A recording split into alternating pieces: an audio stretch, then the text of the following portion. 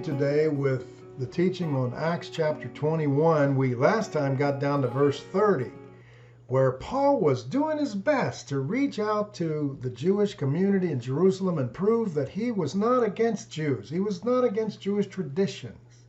He was one of them. He was a faithful Jew.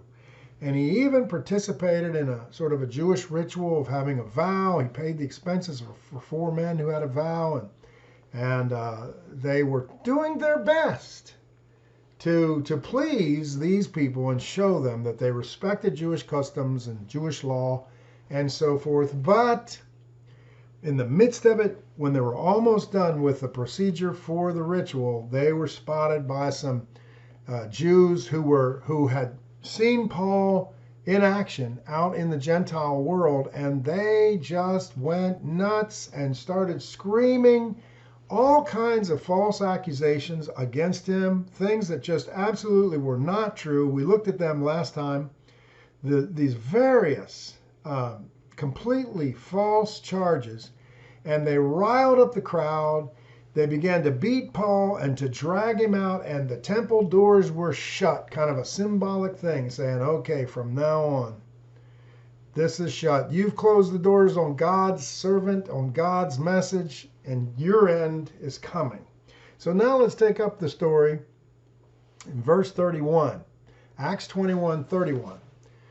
While they were trying to kill him, news reached the commander of the Roman troops that the whole city of Jerusalem was in an uproar. He at once took some officers and soldiers and ran down to the crowd. When the rioters saw the commander and his soldiers, they stopped beating Paul. The commander came up and arrested him and ordered him to be bound with 2 chains. And then he asked who he was and what he'd done. Some in the crowd shouted one thing and some another. And since the commander could not get at the truth because of the uproar, he ordered that Paul be taken into the barracks. When Paul reached the steps, the violence of the mob was so great he had to be carried by the soldiers. The crowd that followed kept shouting, "Away with him!" So you can see here, this is serious stuff. These people were not playing around. They sought to kill Paul. Isn't that sad? Religious people believing they're devoted to God, believing that they're in the right, and Paul's a very devout man, and these Jews, very devout people, yet devoutly and sincerely wrong. Isn't that sad? You can be religious, you can be devoted, you can be knowledgeable, and still just be knowledgeable in the wrong way, know the wrong things, and be led astray. Basically, this was a full-on satanic attack. Satan stirring up these people to stop God's servant once for all. They wanted to get rid of Paul and stop him and shut his voice up. Kind of like what they did to our president here recently, the big tech people, where they just shut him out and don't let him communicate. This is what the devil wants to do, and they're meaning to kill Paul at this time, but it wasn't God's time. Later, Paul would be executed. He would be beheaded by the Roman Emperor Nero, but this wasn't the time. And so I believe you're kind of like, it's like they say, you're bulletproof until God says, now it's time. And so there's this uproar, this riot, and all these people going nuts and screaming, and you can imagine all the noise. And if you've ever seen a scale model, you can go to the Holy Land Experience in Orlando, or you can see scale models of ancient Jerusalem. You'll see that the Antonia fortress, where the Romans were quartered, was right next door to the temple. And so it's actually kind of part of the temple grounds. And it's in the northwest corner there. And so this uproar would have been heard by Roman officials or Roman officers or centurions or whatever right there. And so word spread, hey, there's a riot.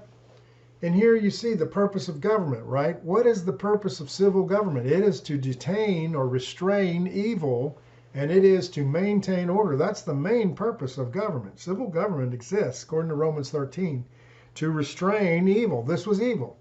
Riots are never a good thing, whether they're at the Capitol building or whether they're in Portland, Oregon, or wherever they may be. Riots are not anything God wants us to be involved with. This is uproar. This is chaos. This is confusion. Satan was at work here. And so, civil government is appointed of God to stop those kinds of things. That's why it's so foolish that the Portland government would refuse to stop the riots there. After all these weeks, they didn't want to stop them. That's wrong. They don't understand what the purpose of government even is. But anyway, that's on the side. The thing is, Paul's life could have been snuffed out, but the Roman forces were only a little short distance away. They had to come down 2 flights of stairs, and that's all. And so the tribune, which literally in Greek is Kiliarch, a commander of 1,000, with centurions in charge of 100 and soldiers, they came down and they seized Paul. And the tribune commanded him to be bound with 2 chains, hands and feet, just like Agabus the prophet had said he would be. And so the tribune is there. You can imagine these Jewish people, when you're a foreign army in another country, you got to watch. You got to treat everybody like hostile enemies and be ready for full-on war. You can't play games, you end up dead. And so the tribune asks, what's this? Who is this guy? What has he done? But there's just madness. People are yelling out one thing and another, and you can't hear anything. You can't understand. So you can just imagine how loud that was. So he just ordered him to be bound and carried out of there and up to the fortress, right, where they could investigate what's going on in a more civil environment. And so the people just yelled, away with him, and the soldiers actually had to carry him physically out of there. That's what they yelled about Jesus, remember? In Luke 23:18, it says, away with him, they yelled. That was 27 years before. Imagine how terrible that is. This is one of the greatest men who ever lived. This is the Apostle Paul, and you say away with him. Well, of course, 27 years earlier, the greatest man who ever lived, the Lord Jesus Christ, God in human flesh, got the same reaction. Away with him. Such a sad thing. Human beings rejecting the servants of God and not even knowing why and not even understanding what these servants have come to offer. Look at verse 37. As the soldiers were about to take Paul into the barracks, see this, they're dragging him up the steps. He asked the commander, may I say something to you? Do you speak Greek? He replied. Aren't you the Egyptian who started a revolt and led 4,000 terrorists out into the desert some time ago? Paul answered, I am a Jew from Tarsus in Cilicia, a citizen of no ordinary city. Please, let me speak to the people. Having received the commander's permission, Paul stood on the steps and motioned to the crowd.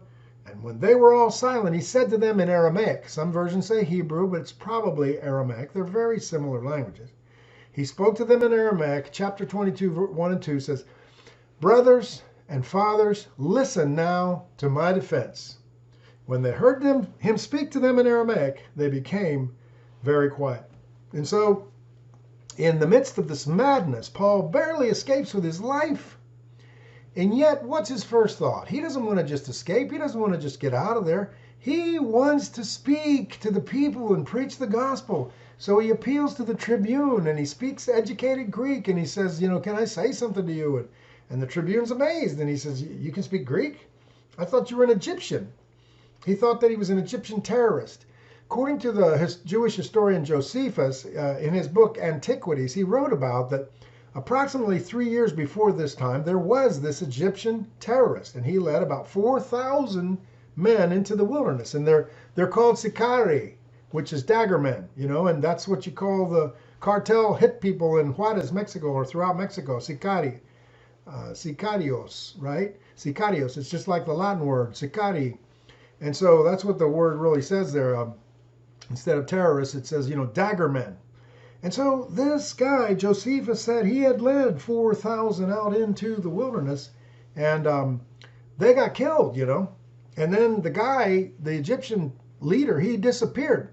So the tribune thought that's what was going on. This is that guy. He's come back, that Egyptian. And probably these Jews are angry because a lot of their friends got killed because of him. And so that must be who this guy Paul is and why they're beating him. That's what he deduced, right?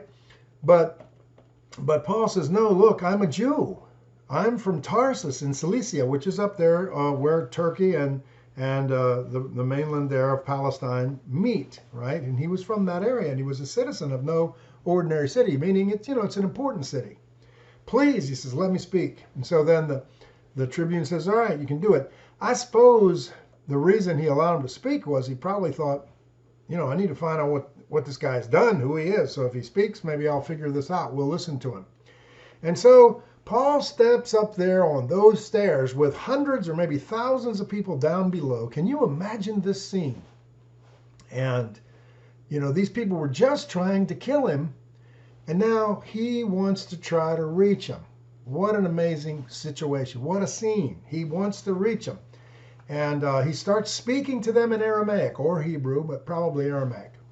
So we look at how Paul was bilingual. He could speak Greek to the tribune. By the way, you might think that's strange because they're Roman soldiers. You might think they all spoke Latin. But from my studies, what I've learned is at this time, even most of the Romans spoke Greek. And in the military base, they'd speak Latin. Later, Latin became more prominent and prevalent, and more of the Roman armies spoke Latin. But at this time, still, most people were speaking Greek, even in Italy. So Paul was bilingual. At least he spoke Greek very well. He wrote in Greek, but he also spoke and read Hebrew and Aramaic, and he probably knew some Latin as well. So he's at least bilingual, maybe trilingual, or even more. And he was bicultural, as we've talked about before. He was fully steeped in Jewish tradition. He was trained by Gamaliel, the famous rabbi. He knew Judaism. He was a Jew of the Jews, a Hebrew of the Hebrews. But he was also fully aware of Greek culture, Greek poets, Greek literature, and so forth, Greek ways. He was a bicultural man. He was a man that was prepared by God to reach both cultures. And he was a man who in his heart burned the Spirit of God and the desire from God to bring the gospel, proclaim the gospel to everyone that he could possibly reach, Jews and Gentiles both. And he's the man who wrote in 2 Timothy 4:2, he said, you need to be ready always, in season and out, to proclaim the gospel to anybody who will listen. And so here we see him living this out, even when he's just barely escaped with his life. Instead of just looking for peace and quiet and a way to get away and escape, he's looking to convince these people who set out to kill him and show them what he's really about and to get the message to them. And so next week we'll look at in the next teaching, we'll look at what he said, actually ended up saying to them. But I just want you to notice here as we wrap up on this part, how Paul was just reaching out to people, how he cared about them and how he tried to reach them, and how he was such a missionary to people. And I see several applications here in this chapter. I see, first of all, that, it's like they say, you can please some of the people some of the time, but you can never please all the people all the time. Paul did his best here to please these people. The elders of the church had this plan they thought would please the people. They thought it would have a good effect. As I say, different commentaries and theologians argue this, whether this was foolish from the get-go and they should have known or not. But I want you to see that kind of like you just can't please all the people. Paul himself wrote in Romans, he said, live at peace as much as it lies within you. Try to live at peace with other people. But you can't always live at peace because some people won't let it. They won't let you. They don't want it. They reject you. They hate you. And it's just, you just can't make everybody happy. You can't please everybody. And so anybody that thinks you can is just living in a dream world. You can do your best, and that's all you can do, but it doesn't always work. Secondly, I think it's important to notice that the devil always twists things, doesn't he? And he distorts things and misinterprets things. And so we need to be careful when we hear reports about others, especially leaders, because look at all these false things they said about Paul. They weren't true. It was the devil who was saying these things. And we need to be careful about what we believe about others and investigate and see, if there's really a legitimate charge against someone, okay, but be careful. Third, I'd say it's important to notice how culturally relevant Paul was. He did his best to be like the Jews when he was with Jews and like the Gentiles when he was with the Gentiles. He can't be fake, he can't be somebody you're not, but he just tried to relate to the people and he spoke their language. And, that's why I speak Spanish and I speak some Russian, right? Because I try to speak and reach other people. Everybody can't speak other languages, but I think what we can do is try to speak their language in the sense of, kind of trying to understand what they need, how they think, and trying to think of how to communicate the gospel to them. That's a good point. And one last thing, again, you see here with Paul, this willingness and readiness in season and out to preach the gospel. And I think that that should be an inspiration to all of us, right? Don't you? We should be ready to preach the gospel. You know, John Wesley, my dad was named John Wesley. My brother's John Wesley. His son is John Wesley. His son is John Wesley.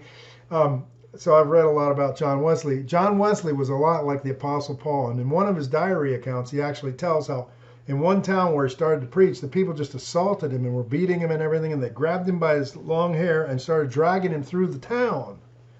And they were throwing rotten fruit at him and kicking him and stuff and dragged him through the whole town. And when they reached the end of the town, they were going to just like kick him one more time and tell him to get lost. And he just got up and he said, "Will you let me speak now?" So another man after Paul's heart, a man after God's own heart, a man who wanted to share the gospel. I hope that, this has encouraged you, and I hope you want to be like what we see Paul. Next time, we'll look at the message that he preached there. Until then, may the Lord bless you.